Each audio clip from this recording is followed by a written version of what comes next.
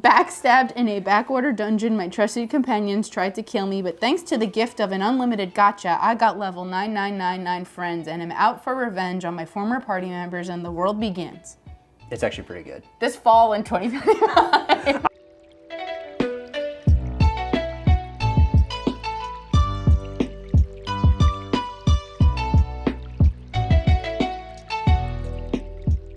Hello and welcome to Perfectly Mid Pod. I'm Steve. I'm Emily. And this is episode 18. This podcast is legally allowed to vote in the Anime Awards.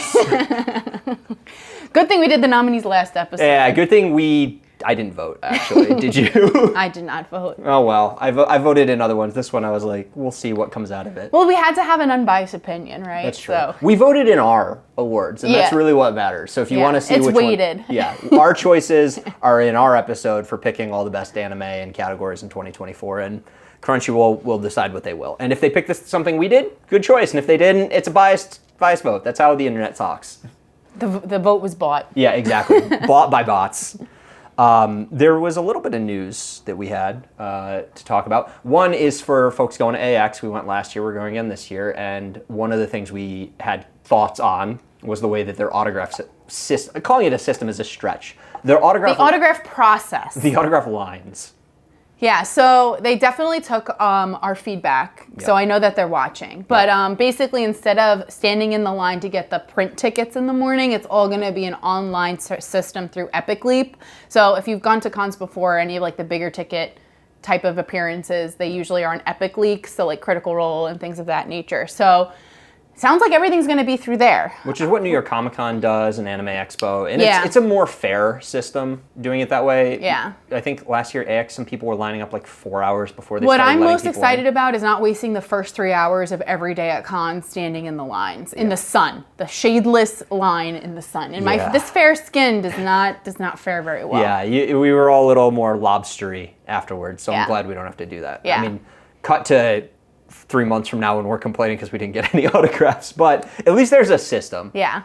So that's the Anime Expo news. There's also there's an interesting comparison of articles that have come out. One was a while ago, but I read an article about the CEO of Studio Dean, who took over, I think, 5 or 6 years ago through like a management company bought out Studio Dean and kind of managed them. And Japan's known for overworking. He implemented a system which was very difficult for him to do, of things like everybody needs to go home at 6. And you cannot take your work with you. You need to leave at 6, which doesn't sound that weird. Leave your laptop. For some countries in Europe that actually value people's lives, but for Japan, leaving before 11 is weird.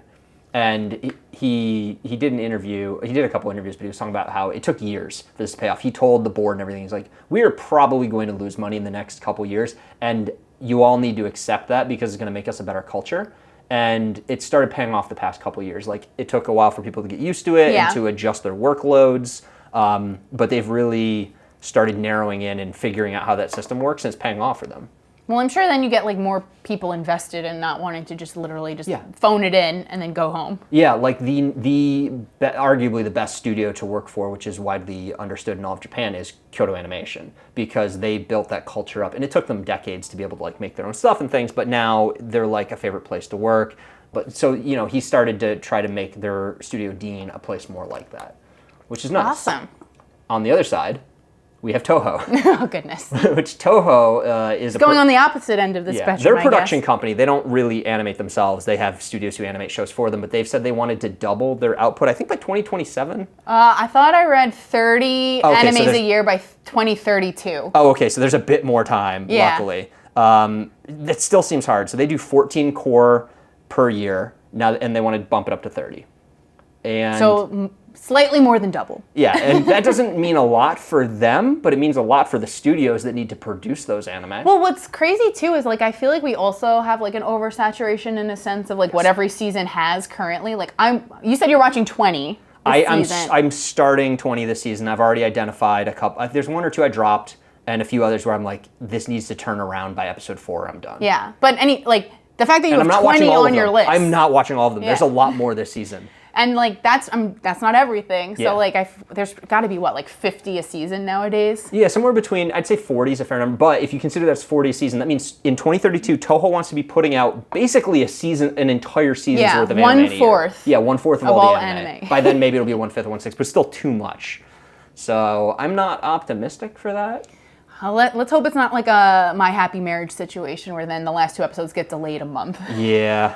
There haven't been as many delays recently as there was like last summer. I think like 5 shows got delayed at one point. So yeah, better schedules and less anime would be better. Quality over quantity, guys. And we keep saying that, and I don't think they're listening. But Crunchyroll was listening. And AX was listening. Yeah, so Crunchyroll, if you want more suggestions on how to run your awards, we got that episode. And AX, there's a few other things we suggested you could fix. Amazing con, but there's a few more tips. Go watch our video from last year. Take all of it. You don't have to give us credit, although if you could like give us a wink or a nod when you see us at the con, that'd be fine.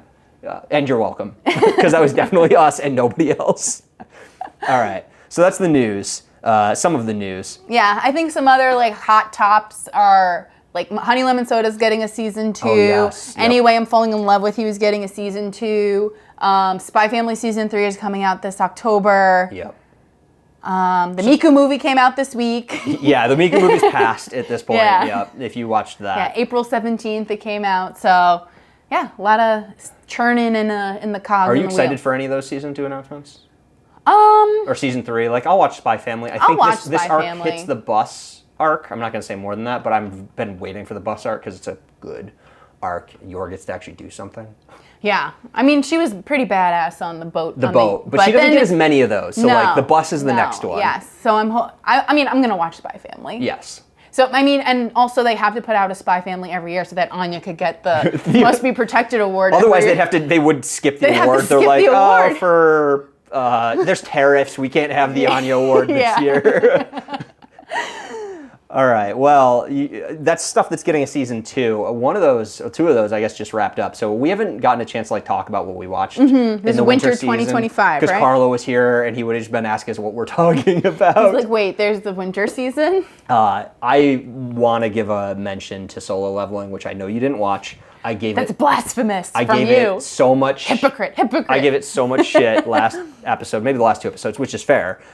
It's a solid 6 in that it looks really good. Well, according to Mal, it's 8.79. Mal number, yeah, but people on Mal, no one rates anything below a 6, so the numbers are really bad. It looks really nice during action scenes, and some of the Sawano music is good. I'm done. Those are the good things. Done. That's it. Yeah, it still has the same issues, and you can see this towards the end of season 2. So if you've watched season 2, you know everybody else is already irrelevant. None of the other hunters matter. Is it just because he's too OP? Yeah, because he's already too OP, and there's like 3 more seasons coming. But like no one else matters anymore. And then the art in the downtime is like not as good. Like it looks really good when fights are happening, but it's one of those shows where in the slower moments, you know, they're putting a bit less into it. They tone it down, yeah. They do. And there's like, but some anime don't tone it down so hard. And this one really did. Like a stark difference. Yeah, so if you enjoy it for, you know, just turn your brain off action, which I think a lot of people can admit it is, like, it's fine. But as soon as I'm done watching an episode, I'm not thinking about it. And I will not think about Solo Leveling until season 3 comes out. Is there an announced date, or they just said there's going to be season 3? Or maybe who I don't know if anybody said it, but like Solo Leveling is like the highest viewed thing on Crunchyroll for the year, so like it will be. Is the manhwa done? Yeah, yeah. The manhwa's done, although there's a sequel, and it was a web. It's duo leveling. It's sun leveling. Yeah, sun low level. No, because he has party. Yeah, so it doesn't go the like on your own route. I think. I don't know. I'm not reading it.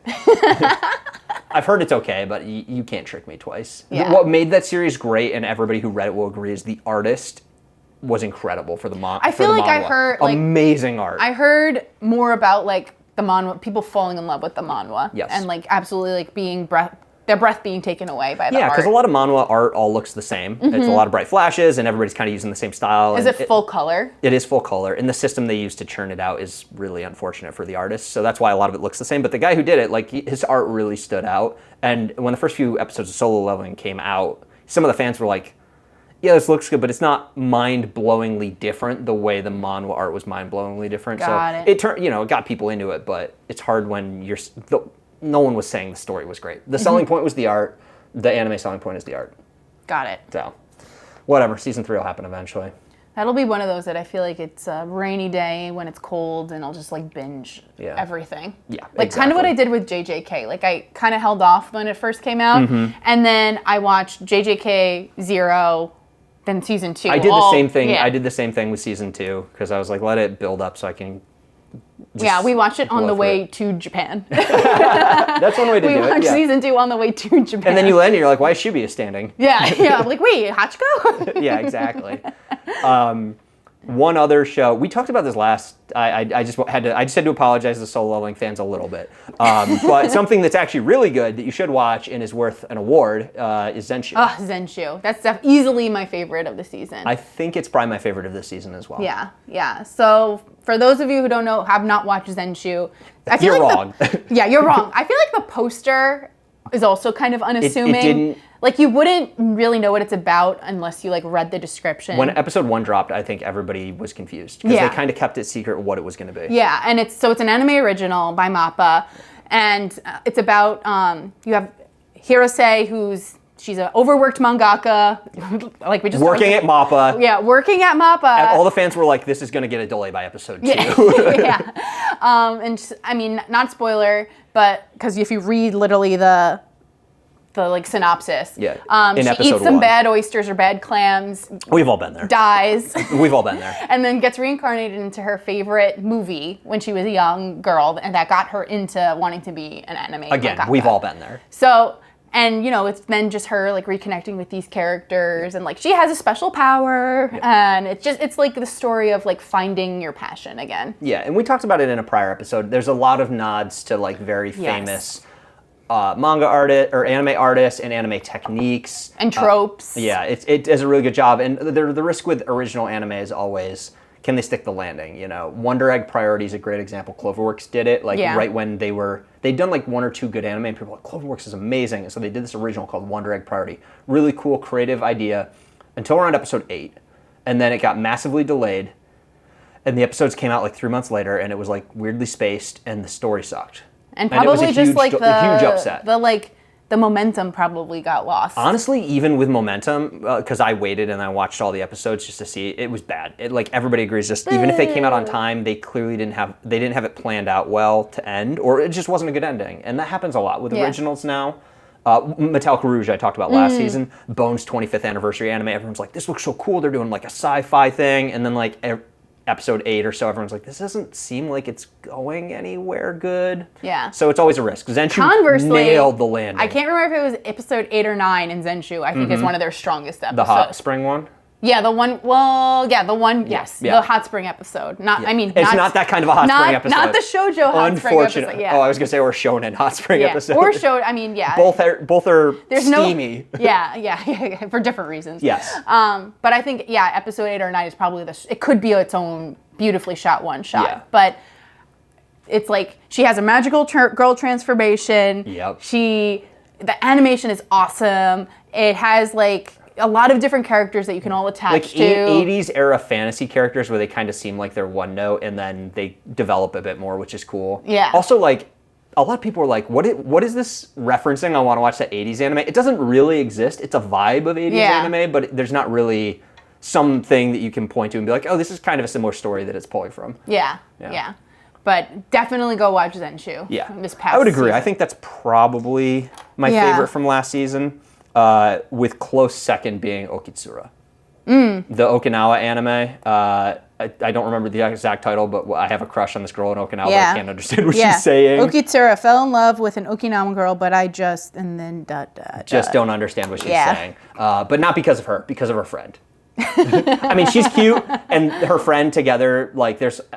Some of the episodes are just them, like, remembering their childhood and things like that is cute. The love triangle between them is actually kind of cute. But Justice for Kana.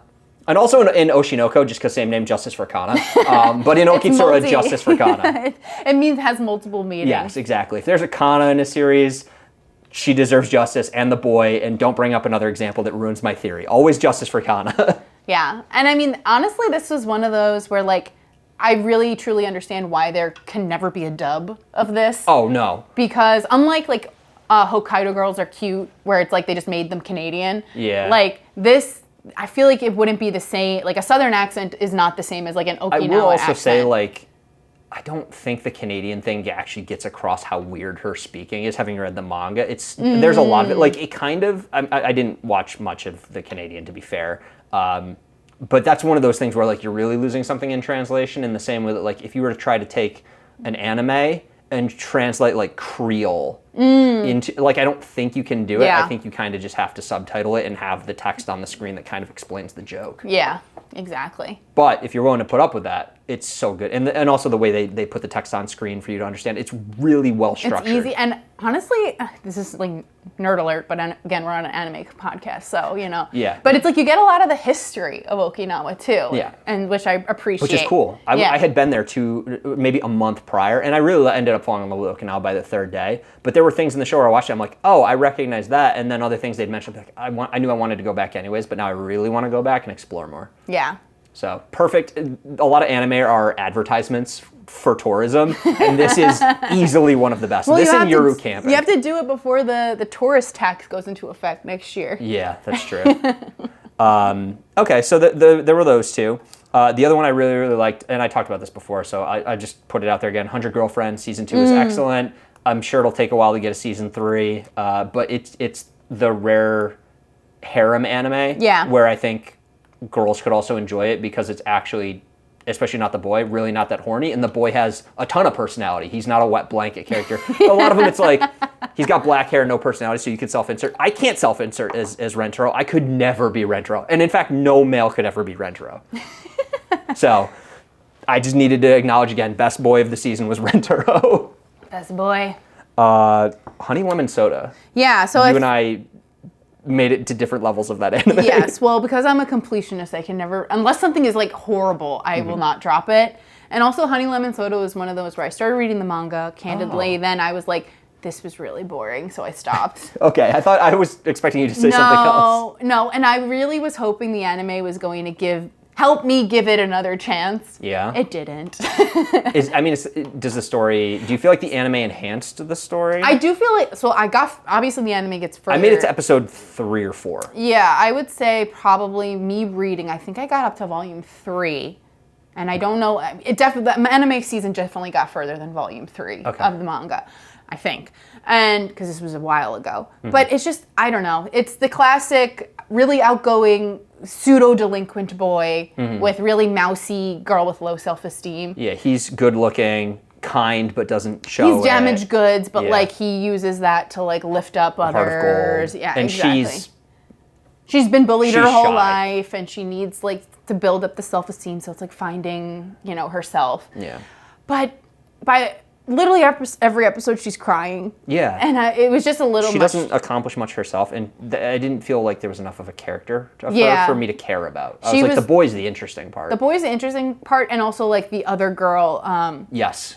The kinky girl, the redhead or whatever. Yeah. Yeah, she was fun. Yeah. I would have watched the show if it was her. Yeah. But again, it was just, she was kind of like a wet blanket, and like, I don't know. I was like, I'm going to watch. Honestly, the OP and the ED were really fun. The songs were that. bangers. Yes. Yeah. And the animation was fun in those endings. And it had a good art style. Yeah.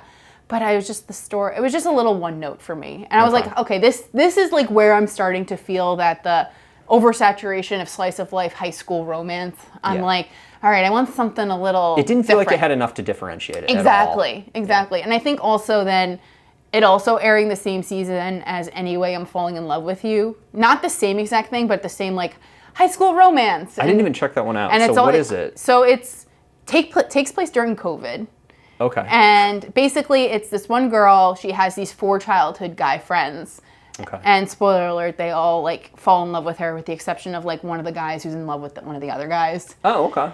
I mean, it's fun, but she's clearly, it's like she's leading everyone on, and like you get mad at her, where it's like, she's knowingly leading them on? Or no, she like, doesn't get that they're she into doesn't them? get, okay. yeah, she's in denial. She's like, okay, like, oh, she's a another one that wants to be a mangaka. Man, all these hot boys love hanging out with me. So all weird. of my childhood friends are like taking a nap with me in my room. Like, I wonder why. Yeah.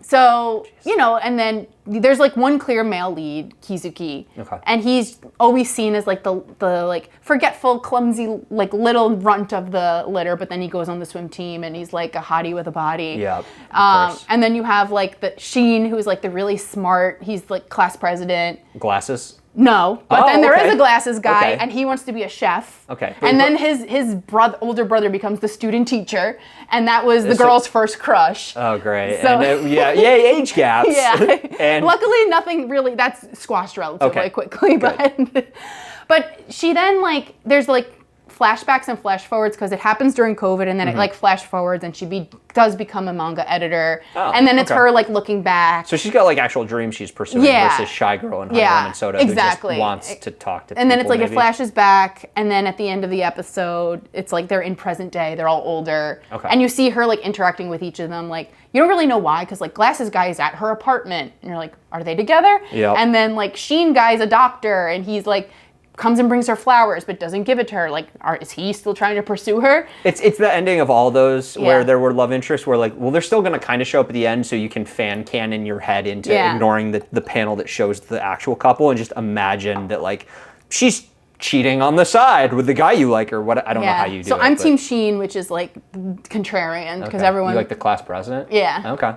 Because he like actually like does stuff, like he has something going for him, whereas Kizuki's just like, I really like you, like, be my girlfriend, please. Look how fast I can swim. Yeah, this is now free. Yeah, exactly. I'm Haru. Well, no, if it's free, all the boys would be together. That's true. Yeah. But then you have like the model boy, and he's like in love with Kizuki, and okay, yeah. I mean, it's cute. I'm hoping it's got announced for a season 2. So I think the season 2 it will all be present day. So like I appreciate. Oh, so season 1 doesn't. But wait, by the end of season 1, it's clear who she's with, right? No. Oh. No. At the end of season 1, it's literally they're in an airport. She picks up gay guy, the guy who's in love with Kizuki, like so the gay one, and she picks him up from the airport because he's in school for like makeup and fashion. Yep. And then Kizuki like gets off an airline, but he's not with her. So like. We don't know what happened. Maybe a falling out, perhaps, bespoke. And then Sheen and I forget Glasses guy. That's fine. I don't. Yeah, or like they're not there, but they're like spurs. So you don't. She's not with anyone. So it's teasing that like it could still be. She's not with anyone right now. Okay. So I'm like I think this was the build up, and then season 2 will hopefully. But I haven't read the manga. I know the manga's further along. We talked about the thing with romance series where like a lot of them will just end when someone gets together versus wanting extra chapters. I'm wondering if, in my head, the ones that can get away with doing extra chapters are where it's clear there's just one couple and there's not love polygons, whereas one of these, as soon as she formally gets with one of them, people who read it who are fanning other boys or other girls and are immediately going to stop reading, and so that's why those ones always end with a confession, because it's like you're going to lose most of your readers. That's why quintessential quintuplets waited till literally the last 5 minutes. Yes. And then put out another season where like I haven't watched it, but they did a movie after. Oh, and yeah? I watched somebody review it. I didn't watch it myself, and they're just like, they literally just bait you with, again, even though he's clearly married to one of the girls, all the others are kind of flirting with him and hanging out, and it, like, they're just all going on the honeymoon together. Undoes all the progress from this. So it's the only way you can sell that stuff. So you talked about both of those. I have no good segue for this, but I watched I'm a Guild Receptionist Who Wants to Clock Out on Time because people were saying it was funny, and it was kind of funny. The girl's just like, she wants to be a Guild Receptionist because she gets to wear a cute outfit and she gets health insurance, but she can never get out of work on time because Japan. And so all she wants is to get out of work on time so she can like relax at home all day and drink beer. Dean, then. Right? Yeah, exactly. And there's adventures in this, and they all play roles like tanks and healers and stuff. And they all have like one ability they have to do. The combat sucks. The system of like abilities sucks. Her with a hammer is cool, and the hero who leads the biggest party, who she's actually secretly stronger than, is into her, and she does not reciprocate, and that's funny and cute, and you're kind of rooting for him. But that's it. I completed that, even though I don't think I should have.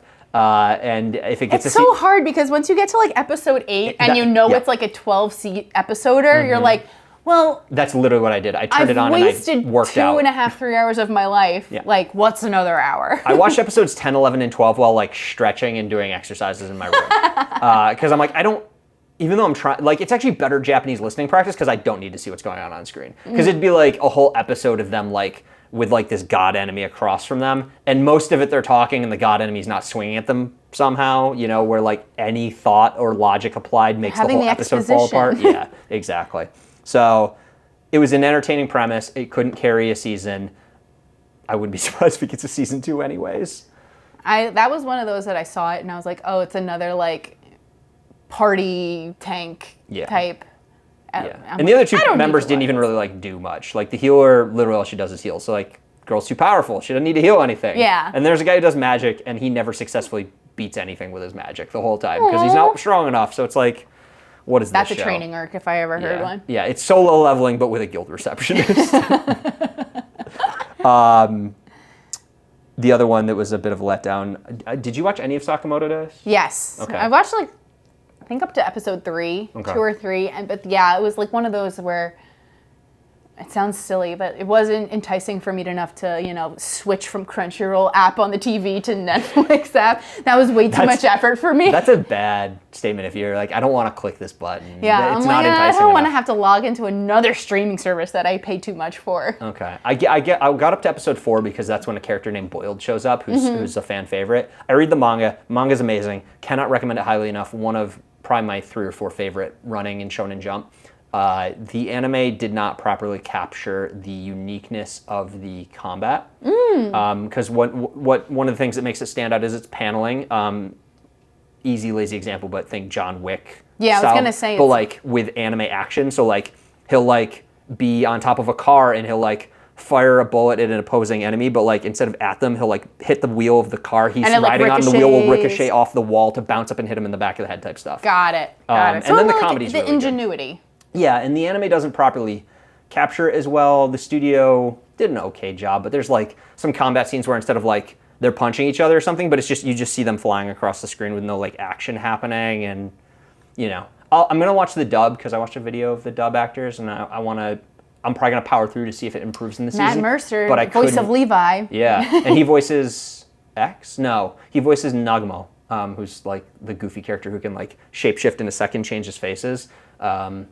So I'm curious to see it, but I thought he voices the main guy. You're right. No, he does Taro. Who's the guy who does Nagumo? Oh, Alex Lee. Alex Lee is Nagumo. Oh. Yeah. So. I just know Matt Mercer. Yeah. No, there's a pretty stacked cast on that one. So, if you enjoyed it, cool. I'm gonna completionist it, but I wouldn't recommend it personally. I would say read the manga. The manga's excellent.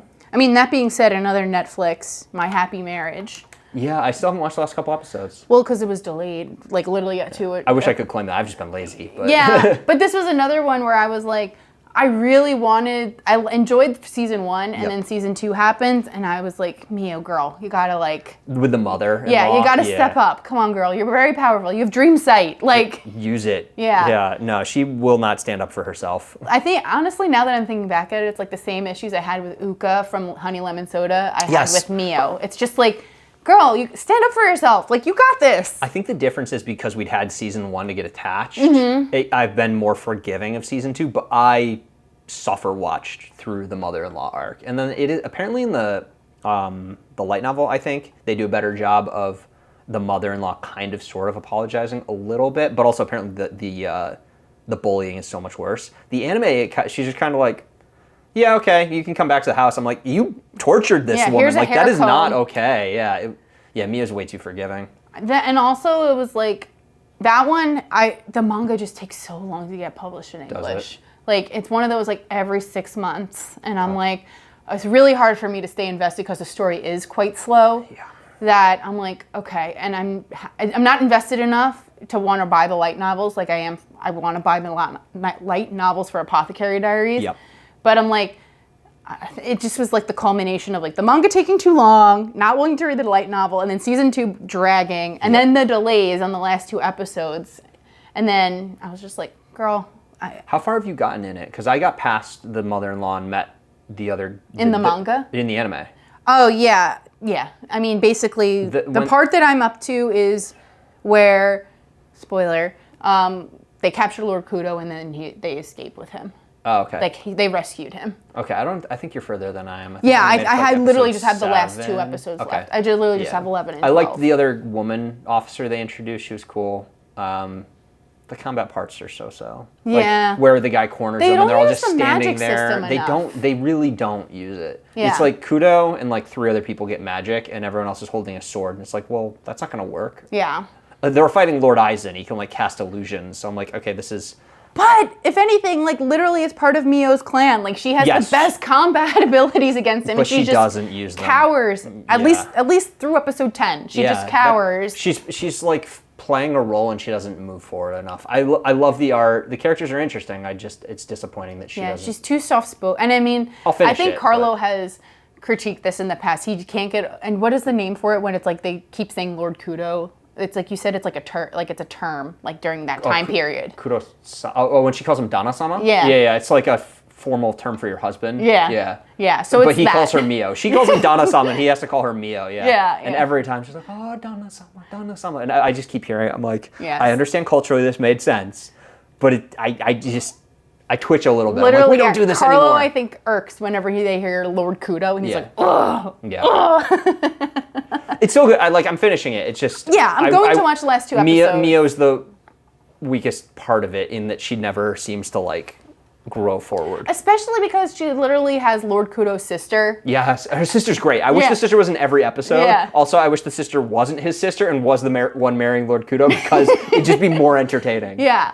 But like she's such a badass. Like she and I also don't really understand the time period because she's in like modern clothes and like has a job. It's like right when they were starting to adopt into like Western and Mio literally still runs around in a kimono and like doesn't do anything. But like literally the sister's like acting like a Westerner. Is like, I'm wearing pants and I'm going to the market by myself and I have an education. Yes. And Neil's like, I can't read. Yeah. It's weird.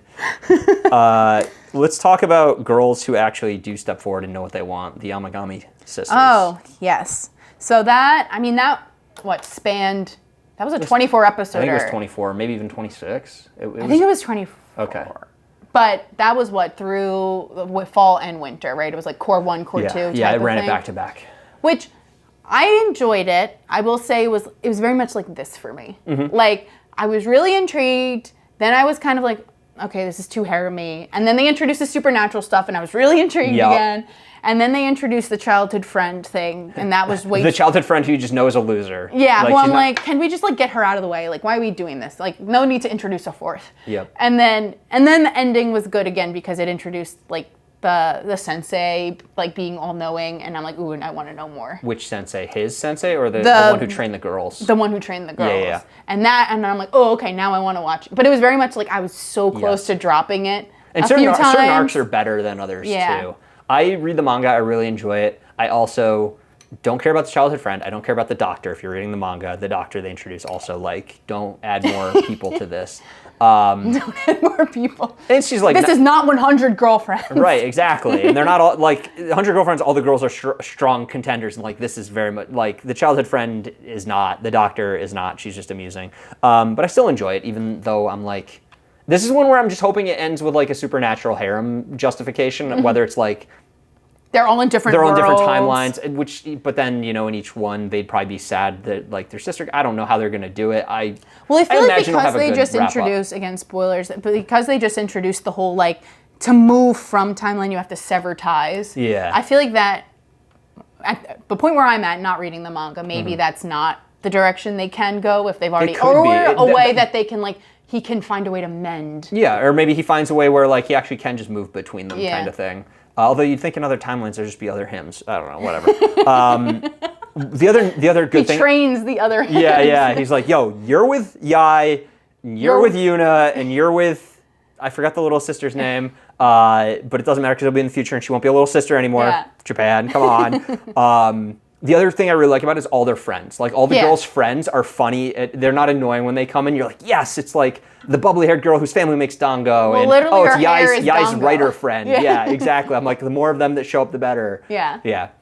Or what's the little sister? Now it's gonna The bug little me. sister's The runner. Yeah, her rival. Her rival who like hates her, but also she's like, you better be running. You're my You idol. can't quit. You have to be here for me to beat. Yeah, I like the supernatural aspect. To Yes. me, that justifies, and the fact that they're, spoiler, not really all sisters. Yes. Oh, if there was no supernatural element, I don't think it'd be interesting. Yeah. It would just be like this, whatever, the family thing that came out this season. Yeah.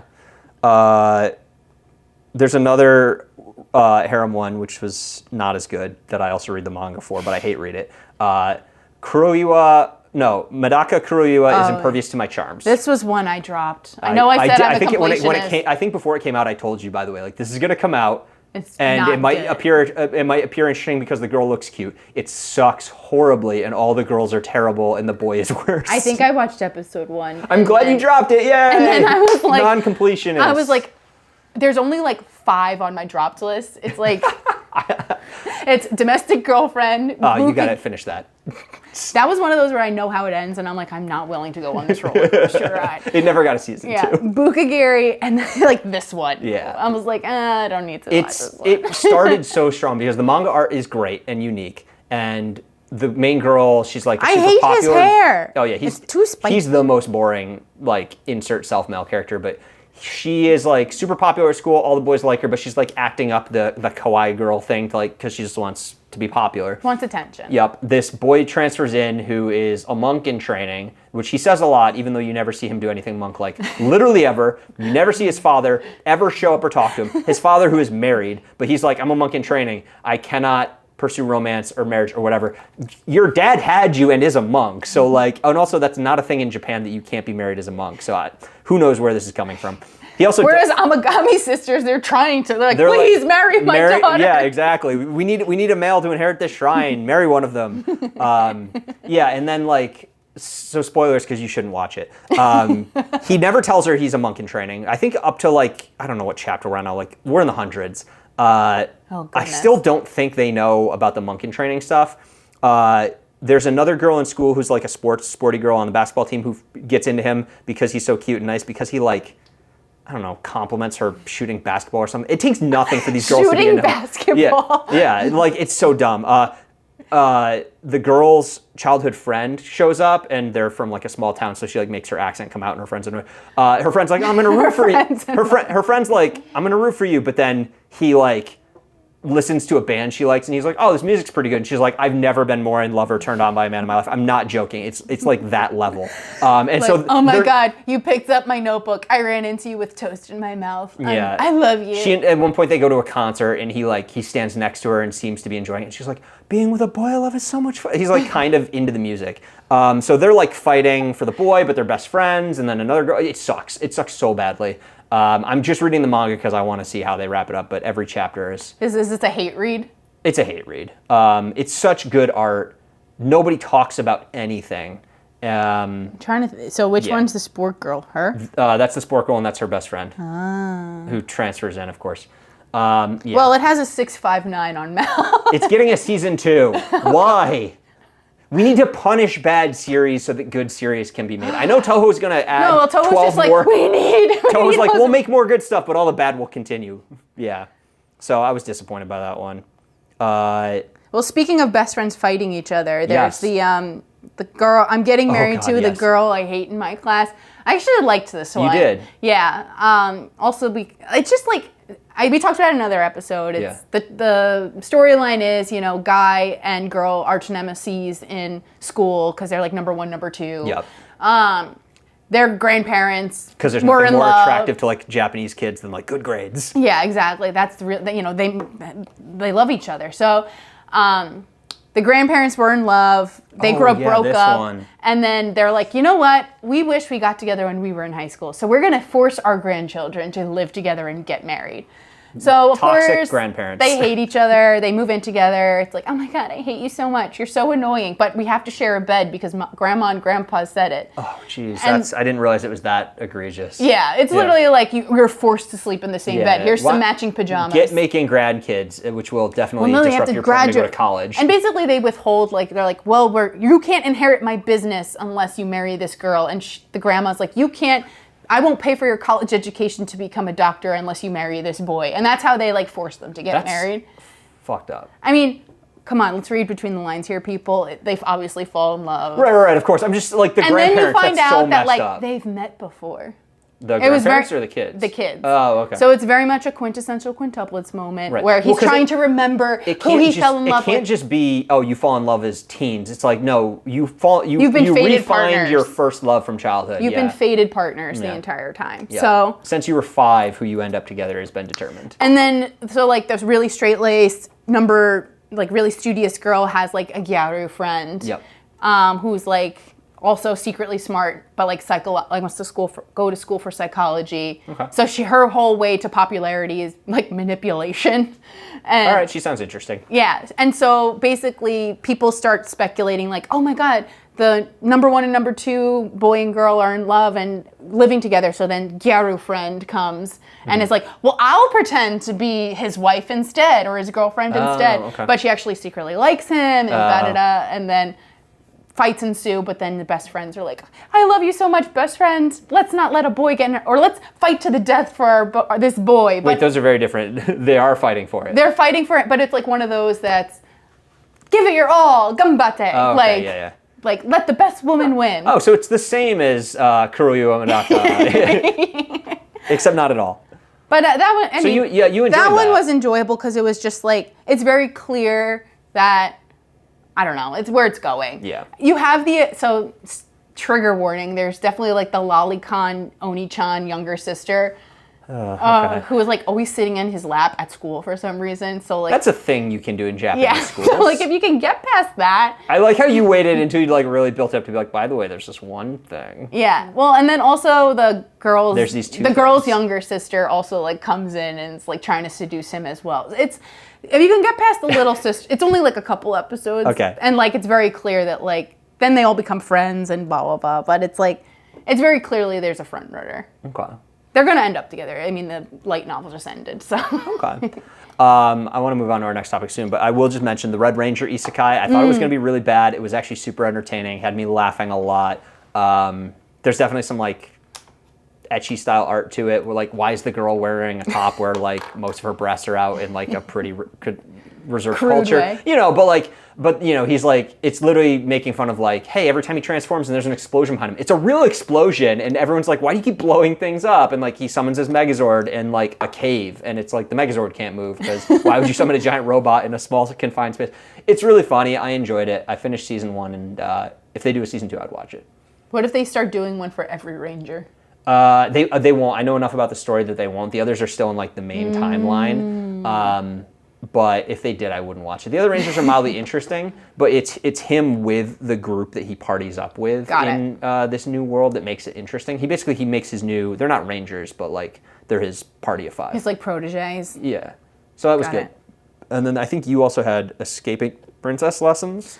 That was okay. I didn't watch it. It's just like one of those like, you put it on and like, I put it on when I'm like, I have nothing literally else to watch. Okay. It's fine. It's just not my...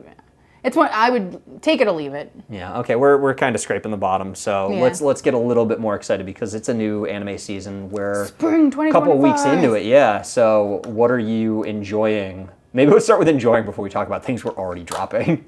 I mean, candidly, I'm a dubber, so I watch. Yeah, you're not watching a ton just yet. I'm not watching a ton just yet because I'm still finishing up the prior season on some of the delays. But I mean. Things I'm enjoying like first one I think is Vigilantes. Yeah, My Hero Academia Illegals, which is the Japanese name. I know. Because that word doesn't have the same meaning there, and they just mean you're an illegal, non-licensed hero. Yeah, like you're contrary, you're going against the law. Yeah. And so yeah, really enjoying it. I mean, I'm also obviously a fan of the My Hero Academia fandom and universe, so it's fun to watch, and like you get Easter eggs and like Daddy Zawa shows up in episode 1, so you know. I wasn't expecting Daddy Zawa to be the term used, but you're correct, he does appear. Yes. There's also Izuku's mom is in the first episode. This is true, yes. Yeah. Easter egg. Yeah. I pointed that out. A younger Izuku mom. Yeah. Is Deku born at this point? Yeah, because I think it's 6 years before. 6 hours before. 6 hours before the beginning of My Hero. No, 6 years before, I think, so yeah. Okay. Yeah, so Aizawa just became a pro hero, I guess, right? Yeah, and his mom got shorter and squatter in 6 years somehow. That's what happens in Japan. When you get older, you just become shrink. Like, look at Gran Torino. Yeah, exactly. Yeah. Yeah. It was good. I like it a lot. The Vigilantes art is so fun because you could tell the influences of the Western comic scene. Yep. And they definitely have like the kerpow and like the text on screen. Yep. And like the bold outlines, and so it's very reminiscent of Western style. And I like how they aged up the main character. Like in the manga, he's supposed to be a college student, and in the manga it doesn't really like look like he's a college student. So they definitely did a good job of like aging him up. Yeah. And I really appreciate, and this was my main issue with I guess because the anime is still running, my main issue with My Hero Academia is it does what a lot of anime and comics do, is the powers just get too big and unwieldy. And this is very much, they're the defenders, kind of like they're the ones who are dealing with the stuff the pro heroes don't have time to deal with or can't like because little it's too thugs small. and picking up trash. Yeah. I also just really like, I'm blanking on her name, Pop Step? Pop Step is so fun. People are already saying it's problematic because she's in high school and her costume is a little revealing. Her costume the skirt does not need to be as short as it is. But it's like lower, I guess. It's lower for anime. Yeah. It's not. But I do like Pop Step a lot. I like Crawler. I think Wannabe Batman is just funny. The Crueler. Yeah, the Crueler. So yeah, that's been and fun. Knuckle Buster. I'm excited for this one. All the comments I've read from people who've like read Vigilantes is that like Vigilantes actually ends well, and a lot of people who read it are like, I actually prefer this to the My Hero story because it's a little more grounded, it stays contained. And I think it's a little more palatable in the sense that I think it's 12 or 13 volumes. Yeah, it's not that long. So it's not very long. It came out way after MHA started, and it ended before MHA ended. Yeah. Which is good. There was clearly a plan, and then they got through that plan, and it ends. Yeah. Something that technically carried over from last season, I don't know if you've seen any of the new episodes yet, but Apothecary Diaries. Yes. I don't know how behind the dub is. 2 episodes. Oh, okay. So the bath episode was the last one that we watched. Gotcha. So, I mean, I really enjoy Apothecary Diaries, the political intrigue and the mystery. And, like, this is one of the few ones where I actually want to, I mentioned it before, but, like, read the light novel to catch up. And usually I'm like, oh, I'll just binge the manga. But, like, the light novel is so far ahead. Yeah. I think this season will end volume 4 of the light novel, and there's 14 out now. I think the 12th one's coming out in English. I'm doing the same thing. I'm waiting for the season to end, and then I'll probably grab the light novels. Yeah. I just think it's such a fun series. The critique that Carlo had on it, I'm being Carlo's pseudo interjector here. Insert his, I'll put his face over you right now. Yeah, put a deep fake on. It was that he was like, oh, it was so fun seeing like the 3 episodes like leading up to it, and then they go to the bath episode, and he goes, well, I want to go back to like the mystery of the one with the prince gun and everything. Yeah. He's like, I want to go back to that. That was way more exciting than this like bathhouse thing. Yeah. He goes, this is like the cat thing all over again. Yeah, which is what the rest of the season will kind of cover. So we're getting there, which is exciting. Yes. Yeah, I'm excited to see where this one goes, and it's been pretty consistent throughout. So I think we still got 9 episodes to go as of this recording. Yes, something like that. I think so. So still more Apothecary Diaries. I do want to mention, I don't know if you're watching it yet, but Gundam G Quax is out officially. You can watch our review of that, which was the first 3 episodes. We were correct assuming that the movie was kind of out of order, and what they did is the first episode is actually the one where you meet Machu and Yan. Got it. And then episode 2 is where they go back. Yeah, exactly. So I was not erroneous to be utterly confused. Yeah, because it's like a little weird to start with that and then be like, hey, none of the rest of it's going to be like that. But there's also a couple short clips that were taken out. So at the end of, when Machu first pilots the Gundam in space, and they had like, the MPs had kind of raided the district where all the immigrants were. They have like a scene of like Nyan sneaking out of the building around the police and stuff, so you can kind of see that like they're arriving. So there's like a few small scenes that they clearly cut for time. Yeah. Got it. And the second episode, the one that's like very clearly a nod to the original Gundam. Yeah. Hideaki Anno did that one. Oh, okay. So they're like, oh, that was literally his moment. His moment. His little spotlight. Yeah, exactly. Let's see. I watched episode 1 of Windbreaker. Okay. That was, honestly, episode 1 was a banger. Yeah. Yeah. So I'm excited for episode 2.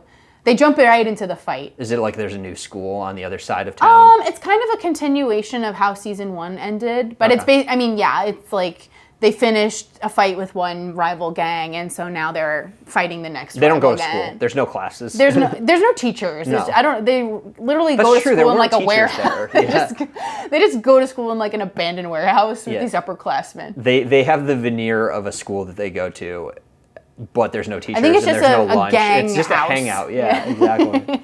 And everybody in the town is like, yeah, these kids keep our streets safe, so like we're We'll glad give they all them go mochi. hang out in an abandoned building. Honestly, it was really fun because it just jumps right into the fight scene versus like, okay, now let's have more exposition onto like why they're fighting. Okay. So, You know what I just realized? It's a lot like Buchigiri. I know, which is why I think I dropped Buchigiri, is because I was like, because it was the same season, I think. Buchigiri was also like, hey, they're in a school, but not really, and all they do is fight, but it sucked. Yeah, but the main character in there is way less interesting than Sakura. Yeah, he's really boring. And just annoying. And doesn't have like two-toned hair or eyes. Yeah, that's so true. like he's just boring looking. Yeah. Speaking of, actually, you know what? They're not the strongest of character designs. Like they're more muted. They're not out there. But Lazarus is out now, so I got to see the first episode of it. I think there's 2 out or 3 out. I'm enjoying it. I'm really happy with it. But Adult Swim is releasing it in English dub, and then you have to wait a month before they air the sub. Interesting. It's usually the opposite. Right. Well, and I think it's because Adult Swim made it. Or like so they had the money in, prioritizing- so they're prioritizing the English. Which I'm glad you made it Adult Swim. I am watching the sub through the means I can use to watch the sub. And if you had just made it available for me to do it, I would do it. But you haven't, so I'm watching it other ways. Oh my god. Because I'm not going to wait. By the month. time episode 5 is out, I can see episode 1. That's silly. So I mean, if you love dub, by all means, you can watch it there. And I don't know, maybe I'll turn it on when I'm not in the room just to show the numbers so they understand that people enjoy it. But yeah, way to shoot yourself in the foot.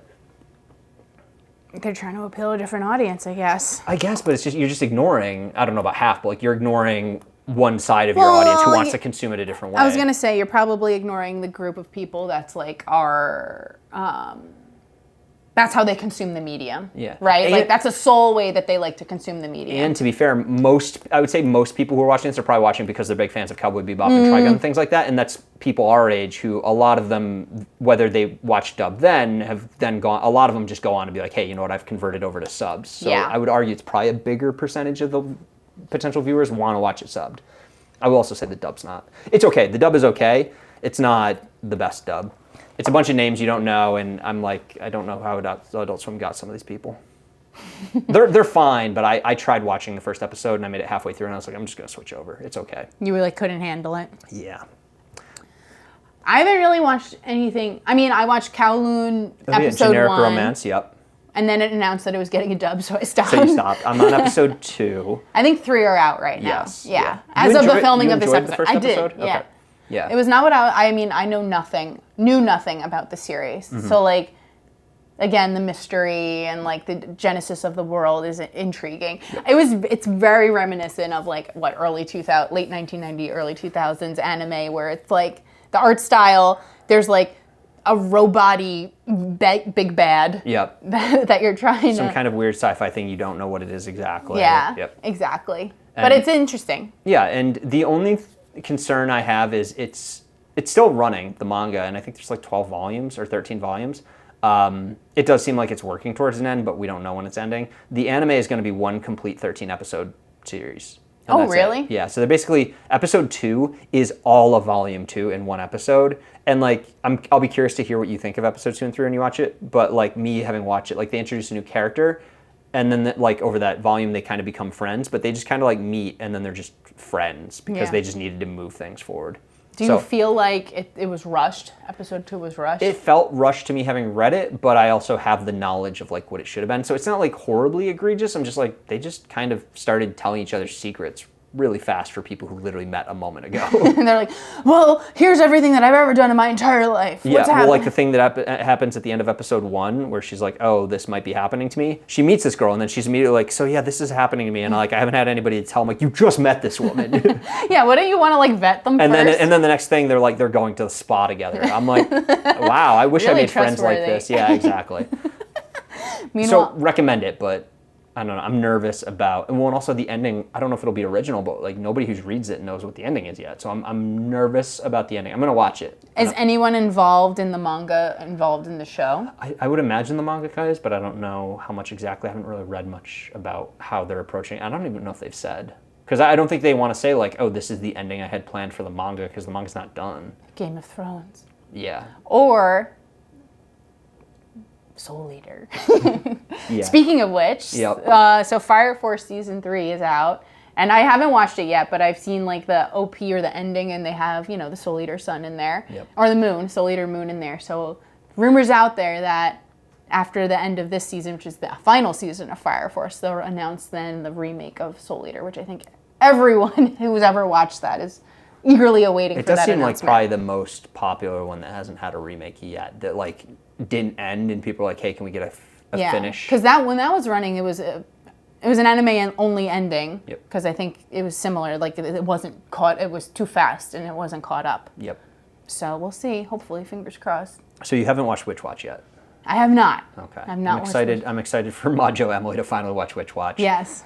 It's really good. It's one of my favorites this season. It's a really good Shonen Jump series, and it's girl who's a witch, boy who's an ogre. Oh, it's going to be a 26 episode. Yeah, it's a full double core, and it's all done. So there shouldn't be any delays or anything like that. But she's like a super energetic, pink-haired girl who she and her mom moved away when they were young, and then the boy who's an ogre, his dad, who's like serious businessman, is like, so yeah, I need to move for work. And also, you remember your childhood friend Nico? She needs protection, so she's gonna move in with you. Anyway, I gotta go, bye. And Nico, so it's like Marin, Marin's dad. Yeah, a little bit, yeah. And then she like literally crashes through his glass window, and she's like, hey, and she's like super in love with him, like so obviously in love with him. He's not picking up on it. She's like making, like at one point she's like looking at him with like a little heart, shooting hearts at him, and he's just like reading the paper. Oh my goodness. But he's got a funny personality. He's not like the bland guy. Yeah. And then it's just hijinks because she wants to make him fall for her with like how cool her magic is now. But like she puts no thought into her spells, and every spell has a negative side effect.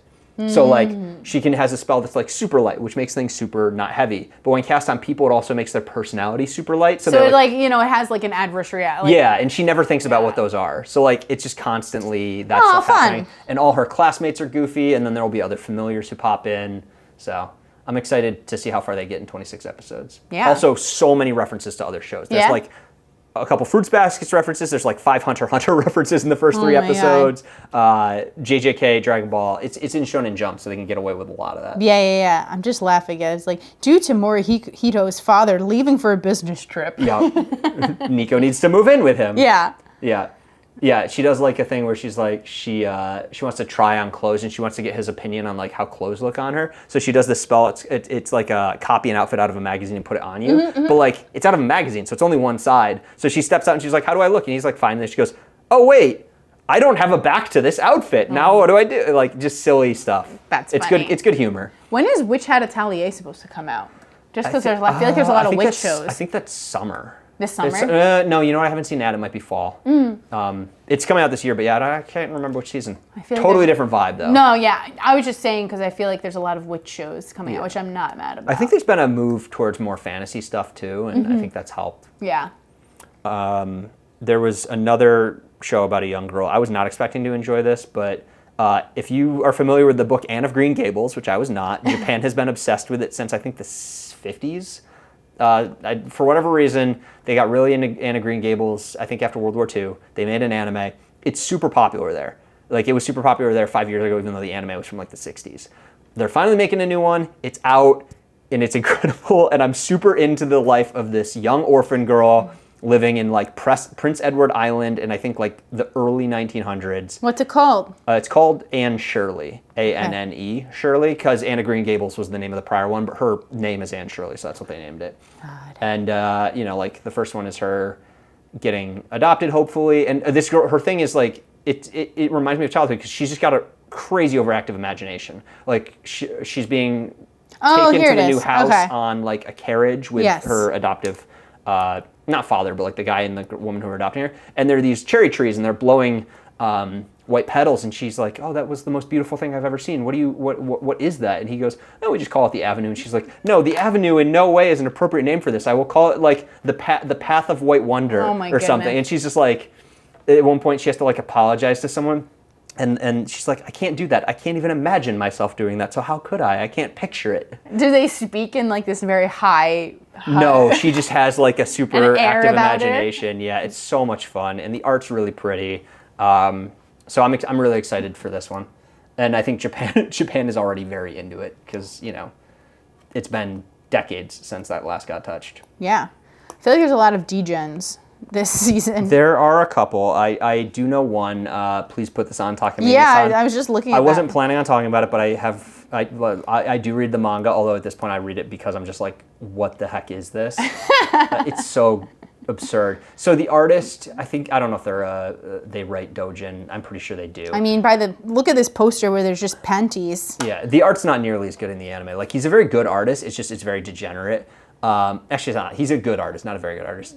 But like, he has a style, and the premise. A style. It's like pretty. He's cultured. It's pretty good. But yeah, it's the girl is like perfect in everything, and this boy is like the wish-washy nothing male character. It sucks. And then he is hiding, I think, in the gym room or something, and he sees her come in and like take off her panties, I think.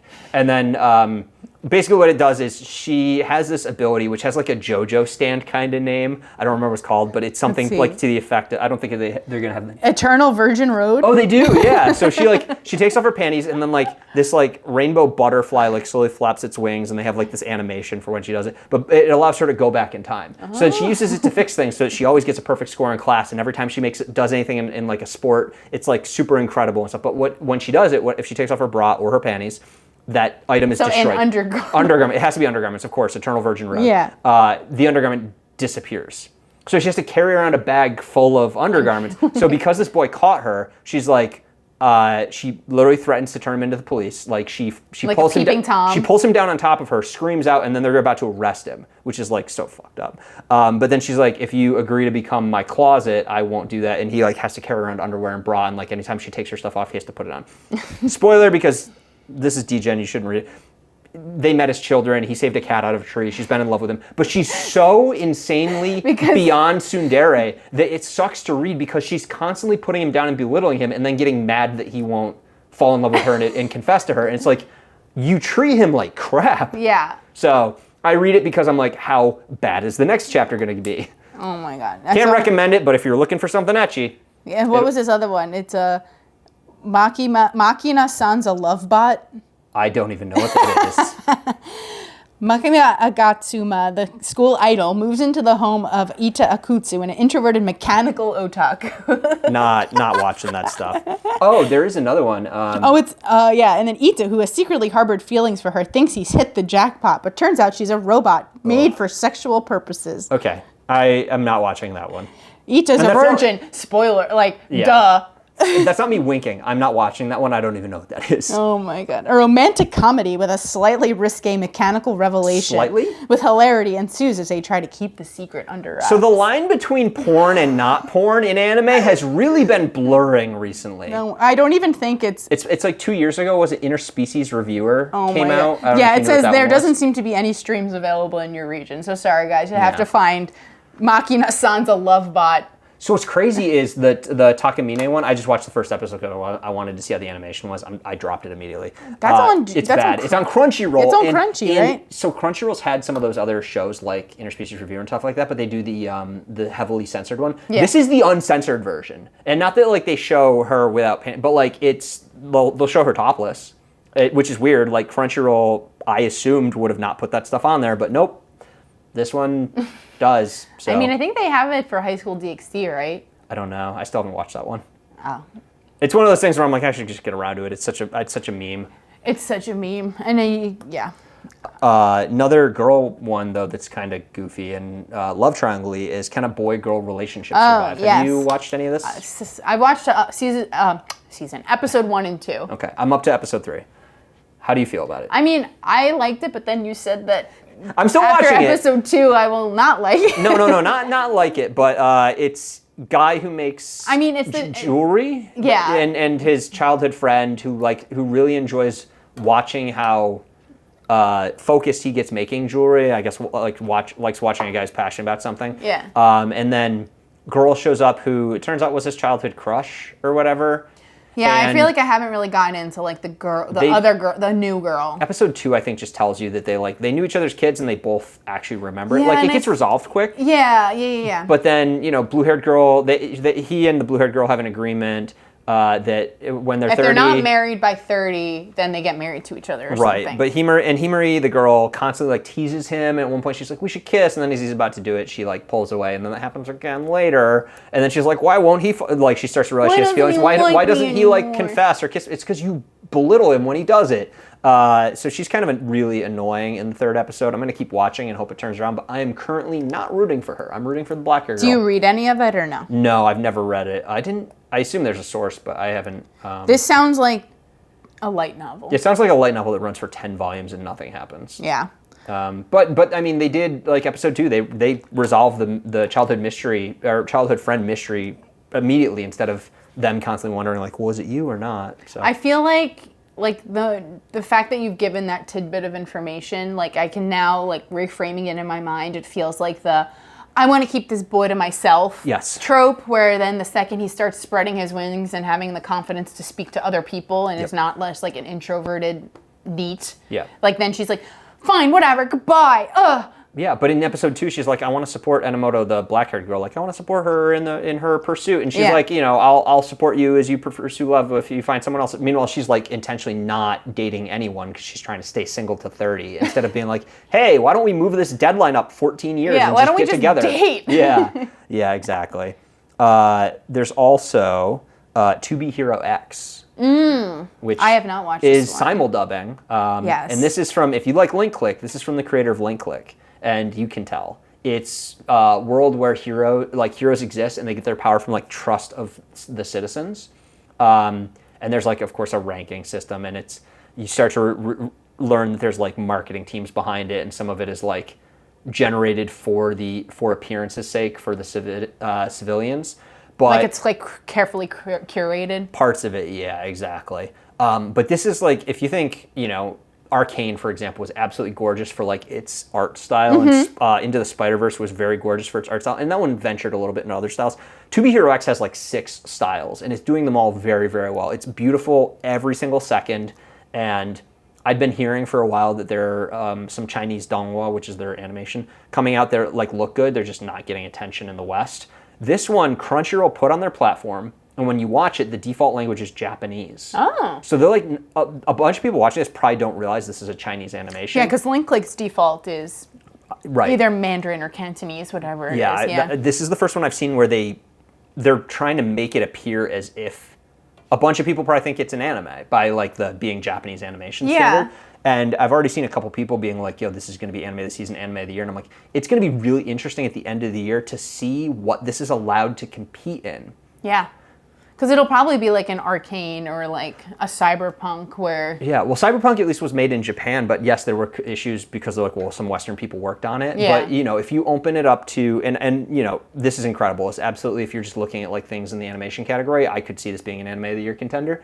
At least for the art. We'll have to see how the story goes. But I'm loving the story so far. But then it opens up the question of, okay, well, Arcane should have... Why couldn't Arcane... That was a French studio. And then if you're allowing that, why not Spider-Verse to compete for Best Anime Movie? And then it's like, okay, why not why not Pixar films? Like, there has to be some kind of a line. There has to be, like some line in the sand. Yeah. I think that's what people have issue with, like in the Academy Awards and stuff, too, when they say the animation category. And it's like, it's always Pixar, Disney...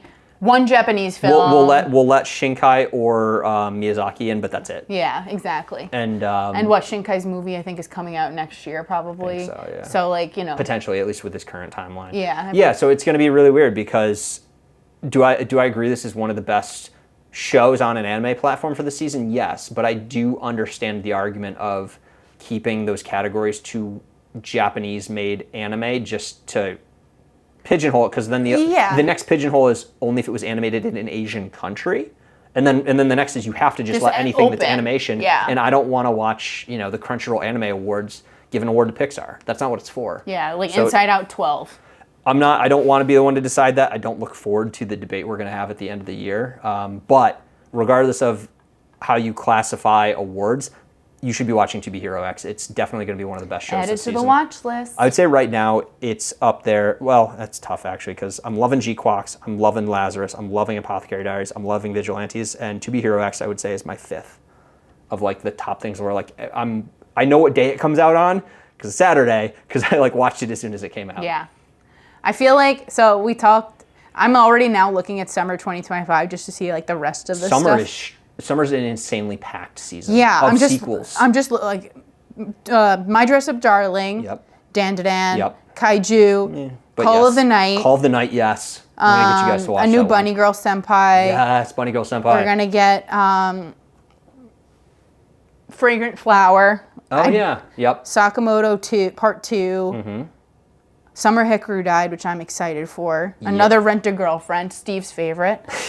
Season 4. We're also getting another one of Seventh Prince, which despite the story being Couple of Cuckoos, Steve's other favorite. Oh my gosh, you're really ruining my reputation on this podcast. Give me more Takamine-san while we're at it. I know. Toilet Bound, Steve's third favorite. I've actually heard that's good. I don't know what it is. Isn't it a boy who's in the toilet though? Yeah. Yeah. I haven't watched it, but I've heard good things. Wait, was that Oh no, I don't know what that is. This? Yeah. There's no freaking way I'll be your lover unless... I don't know what it is. That looks like a Yuri bait one. Yeah. Anyway, there's a lot of anime. So summer, I feel like summer. is going to be cray. Yeah. Betrothed to My Sister's Ex. That's right up my alley. Yep. We're going to have a packed year, man. Yeah. There is another show that if it were running episode by episode would spread into the summer, but Netflix dropped it all at once, which is Moonrise, the new wit anime. So that all dropped a week or two ago, which is unfortunate. I think we've talked about how bad batch releasing for anime usually does because it kills any discussions because people binge it in a day and then it's like a flash in the pan. And you can't talk to other people because they might not be in the same episode as you. So like right now, if you chose to watch it right now, I'm on episode 6 at the moment. I watched 6 episodes yesterday. And I'm like looking for, let's say, Reddit threads, but I can only go in the Reddit thread for people who've watched up to episode 6. And then as soon as I do, I move on to episode 7. I can't I'm not going to stay and see what other people getting up to episode 6 are saying. I'm moving on. Yeah. So, I mean, it's a race to the bottom, right? Of like, how quickly can I consume this? Right. And it really forces it to be, it has to be a mega hit. So the one anime I can think of where they did this and it worked is Cyberpunk Edge Runners. But that's because Cyberpunk Edge Runners was so big and got such a marketing push. Yeah.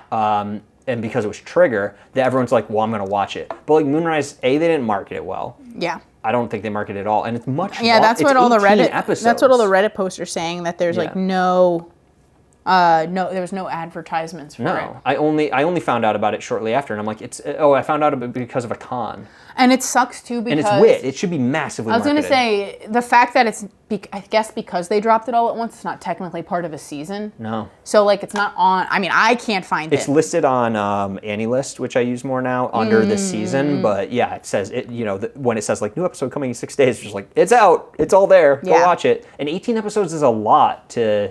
with Cyberpunk, people could kind of or Arcane's great because it would do it in arcs of 3 episodes. There's no clear arc stopping point.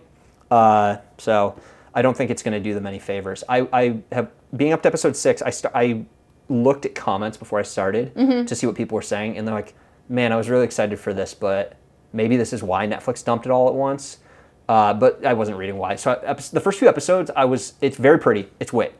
Gorgeous art, and it takes place in space. There's a colony on the moon.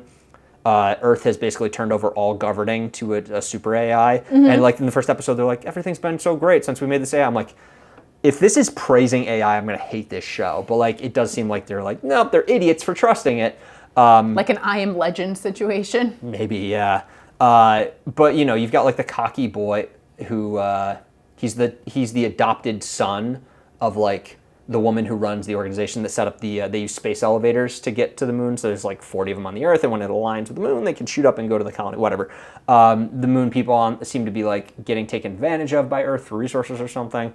But the way they tell the story is it jumps in time, and it's really annoying. It's really hard to tell what's going on. And then it very heavily utilizes that element we've talked about where, there's a moment where these two characters, one on either side, are with each other and have kind of been looking for each other and could talk and probably resolve a few things or at least get some information. But nope, they're going to immediately separate for reasons. And that happens at least once every episode where you're like, this is just like the miscommunication. Yeah, or like they find this location with some information he's been looking for, and he sees a name. And it's like, okay, maybe we're going to learn some things. They're like, oh no, we've been, they had been hiding for like a week. But all of a sudden the enemy found them in this moment because they're about to move the knowledge forward. And it's just so irritating. The other element is the main guy is like, they're on this super secret mission for like all of Earth. But he's like a bit of a goof. But they try to make it serious, but then he'll like do something stupid. Like he's playing literally there's a Pokemon Go that isn't Pokemon Go on his phone. And he plays it while they're on their mission. And they're like, don't do that. He's like, I'm on a private network. And then they immediately get found. It's like, yeah, why would they even let you install Pokemon Go on your phone for your secret military mission? It's like, and then he's like, all right, time to get serious. I'm like, it's your fault. So why'd you guys allow me to play Pokemon Go? Yeah, it wavers too much where I'm like, you're trying to be more of like somewhat serious sci-fi space drama thing, but then like you're not really. And then just an interesting note is all the character design is by the creator of Full Metal Alchemist. And if you've ever read or watched Full Metal Alchemist, you can tell immediately. Like original or Brotherhood? Or does it not matter? Brotherhood was, because Brotherhood more closely resembled the art. And literally, I think I'm going to make a video about Moonrise because I want to finish it and see like, how much of the hate is justified and what's actually good about it. But at least half the characters, I literally know the FMA character that it's the same face. Where I'm like, this Arakawa has a style and I like the style. And this isn't a critique, it's like just funny, but I'm like, oh, there's a big dude with like a beard and there's some white in it who's just like Al's teacher's husband in Full Metal Alchemist. You're like, it's the same dude, same body type, same beard, same kind of talking style. He's got a brother kind of figure in it who loses an arm and it's the same arm. And I'm like, okay, you've got a style, and it's just all right, funny. Ulrich. Yeah, exactly. So give it a fair shot. I will say episode 6 finally hit a point where I'm like, okay, maybe I'm a little interested in seeing where this mystery is going, but on episode 4 and 5, I was getting annoyed. You were like tempted to drop it? Yeah, I was like, the art is carrying it so hard and the story isn't. But I mean, Wit is famous for Attack on Titan and like the scene of Levi going through the building. They have magic like cloaks. Not magic, it's technology. Because in zero gravity, obviously you just float. Right. They can use it to directly create force and like zip around things, and it's so cool to watch. He has ODM gear. Basically. But it's just capes. Exactly, they have ODM capes. It's really neat. So, man, they've just infused the technology of ODM gear into the Scout outfit, regiment. So they never run out of wires. And there's also gas. There's no batteries in it. Oh my god. Or blades. And it has like, I forget what the technology is called, like Evolve or something like that, but like they'll have like a gun made out of whatever that technology is, and it can then change shape into anything of similar mass. So they can turn it from like a gun into like a little knife. God, so he's creative from My Hero 2. Wow, they're blending so many guns. They're blending so many things. I will say there's a lot of it that feels like Trigun, like heavily like Trigun, and a couple moments that felt very much like Ava. So like then the creative thing, I'm like, it's not ripping, but like it definitely, there's moments where I'm like, I've seen this before. You should give it a fair shot. It's repackaged a little bit. If you're willing to, 2 and 3, like I said, the timeline jumping is really annoying, and I think was the wrong choice. Is it hard to like follow? No, it's just annoying. Where they're like, somebody's died, and then they're like, okay, we're gonna flashback for 15 minutes to like a different point. I'm like, but why? Or there's one episode where like it opens with them like from training, I guess, to show like why they got where they are, and then the episode jumps back to the present, and they do some things, and then they jump back to the training thing again. It's like, we saw this already. Or once or twice they do that technique. They're really reiterating they trained. They do that technique occasionally where like, they'll flash back to a moment to remind you of what was said. And the good way to do that is if you're flashing back to a prior episode. The bad way to do it is to flash back to something that was 4 minutes ago. And they have done that, I think, 2 times so far. They're like, they don't have a lot of faith in the audience. No. They're like, your attention span is trash. Yeah, and some of the time skips feel like they should just there should be more episodes. Like it should just be a full 2 cours. Like you're just kind of skipping through some stuff. Yeah, so you're trying to like throw the cliff note. Like you're literally putting a footnote at the bottom. Yeah, it's definitely not an anime of the season contender for me. The story by episode 6 has started to reveal some stuff where I'm like, I would like to see this, but I'm like, it simultaneously feels like they're padding to make it fill 18 episodes of story, and at the same time skipping a bunch of things I should have seen. Yeah. Yeah, and everything was released on April 10th. Yeah, they also have the benefit, because it was on Netflix, that each of the episodes is around 30 minutes. Like, they didn't have to stick to a TV. 25 minutes per episode. They don't have to stick to like a set time slot, so each one's a little bit longer or shorter to get what they need out of it. Yeah, to get the average. Yeah. Got it. So that's the last thing I have to mention. So, Wit, I think I read they signed like maybe a 10-year deal with Netflix to produce stuff from them. Maybe get out of it. I'm not a fan of Netflix originals or Netflix sponsored like streamings. No. I don't know. This drop thing. It feels too businessy. If the story was better, where I was like, oh man, this is like an anime of the season contender, the release schedule would have hurt them, where I could just blame the release schedule. It's a combination of both, but like, you're not doing yourself any favors with the Netflix drop. Cyberpunk did so well because it was such an incredible anime, but if you don't have the anime of the season on its own, and even then it might still get screwed. Like, if they did that to Dandadan, I still think it would have hurt Dandadan. Yeah. If it was only on Netflix and it just got batch dropped, that would have hurt. Well, I think because too, like, Netflix has like left a sour taste in people's mouths, like within the past 18 months, between making people pay for multiple screens, like just the putting up and putting down things without warning, like just taking things off of the streaming service. Like, there's a reason why people want to buy Blu-rays again. It's because, like, oh, my like favorite movie may be taken down from all streaming. Me paying you is for temporary access. It's not to actually have the thing. Yeah, exactly. And so it just feels like icky. Yeah. So, I'm going to finish it. I'll report back on my overall thoughts. I want to make a video about it because I already have a lot of thoughts just from the first 6 episodes. That's only a third. Yeah, I know. But I also watched it all in a day and 30 minutes each about. So at the end of it, I was like, I got to stop. I can't power through this whole thing in one sitting. Yeah, that's a lot. Yeah. That's a lot. Yeah. But that's also a lot of anime I'm watching this season. Like I said, you've got to wait for some more dubs to come out, and then we'll see how much you're going through. But there's a few that started this season I haven't watched yet. Yeah. Oh, actually, sorry. 2 real quick. The beginning after the end. I don't know if you've heard about this one. No. So the author was at some cons last year. He's a Westerner. I think he's not from Hong Kong. He's from a Southeast Asian country, but he grew up in America. So he writes a web novel, but it's in English, and then it's also translated. The web novel it's pretty popular, and then it did a manga, and the manga was bad at first because it literally feels like the beginning of Mushoku Tensei, like copied. I was going to say, was it episode 1, okay, I fell down and a bus ran over me. Yeah, I'm slightly different, but yeah.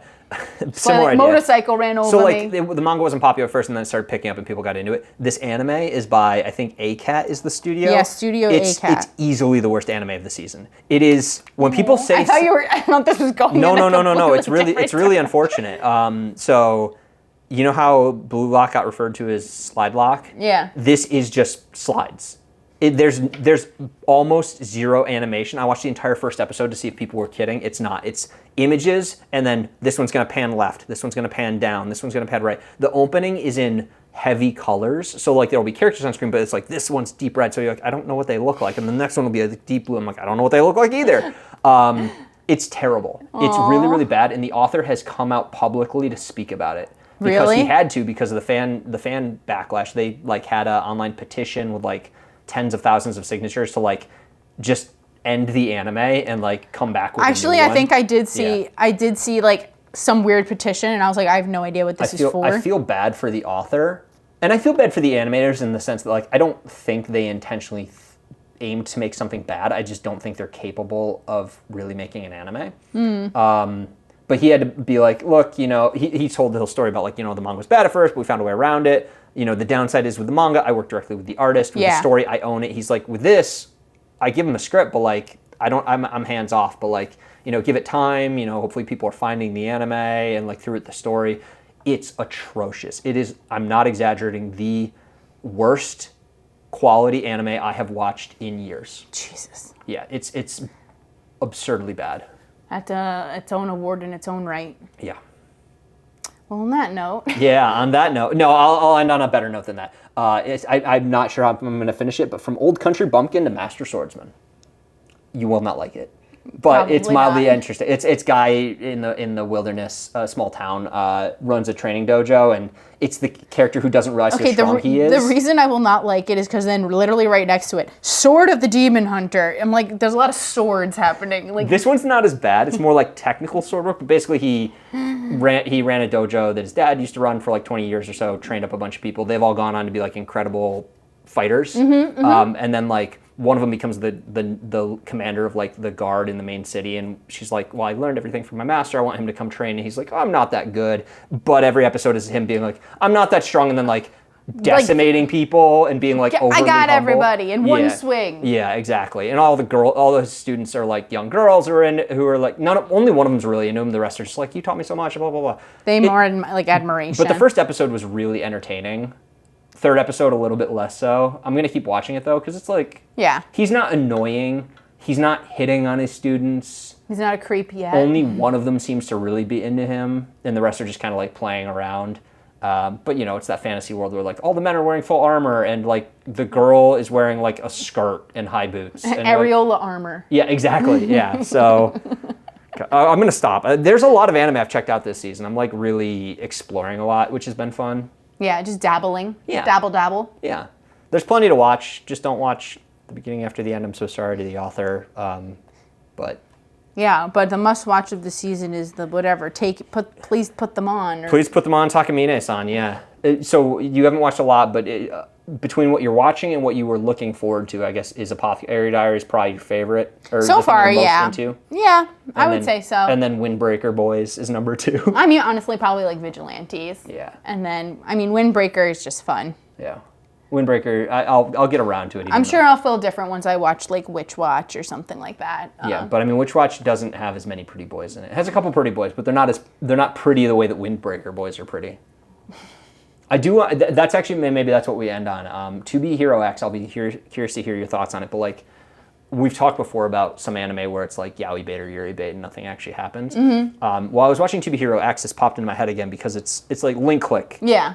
A lot of the fan base likes to picture the two boys together, but they're not in the anime or in the animation, and they probably never will be because it's Chinese animation, and that doesn't really happen. They'll do a lot of hinting. It's platonic friends. Yeah. Is canon, yeah. But like there will be series where it's hinted, and To Be Hero X has one like that very early on, where it's like, oh, this seems like these two characters probably do have actual romantic, but like it won't be addressed because the Chinese government seems to not want that in their animation. Whereas in Arcane, there are lesbian relationships, but a lot of the fan base was mad when Victor and I'm blanking on his name, but they weren't together because apparently the League of Legends like characters, there's basically never gay relationships, but there'll be a lot of lesbian relationships. So it's interesting that you've got like, in American media, we get all of it at this point. Yeah. At least with League of Legends, one of the two, and that's I guess out of Korea, and then like China,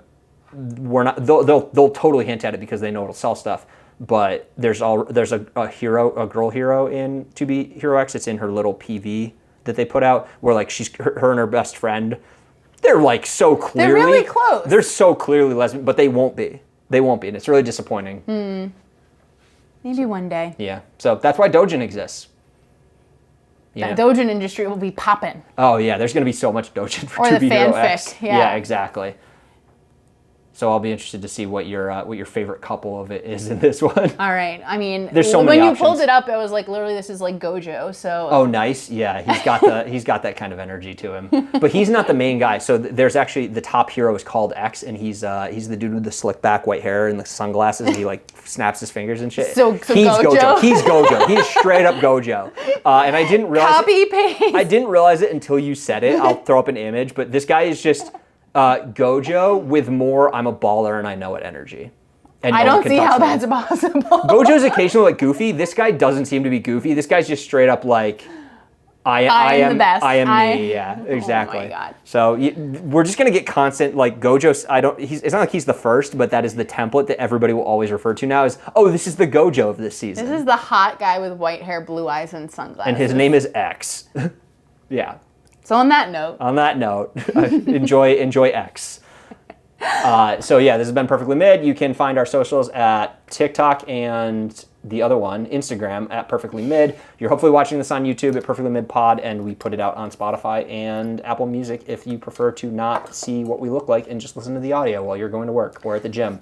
Tell us what your favorite winter 2025 season anime was in the comments below, and let us know if there's anything else we should check out this season. Yeah, or anything we missed last season. Yeah. Between us, we watched quite a bit, but who knows? Maybe there's another weird, barely not porn anime that I will tell Emily I'm not going to watch, and then Carlo and I will talk about it on a side episode. Secretly watch. Yeah, thanks. And we'll see you in the next one. Hopefully we'll have Carlo back for that one. Yes. He's too busy being a celebrity. Yeah, he's too busy living his Oshinoko life. All right, till next time. See ya. Bye. Bye.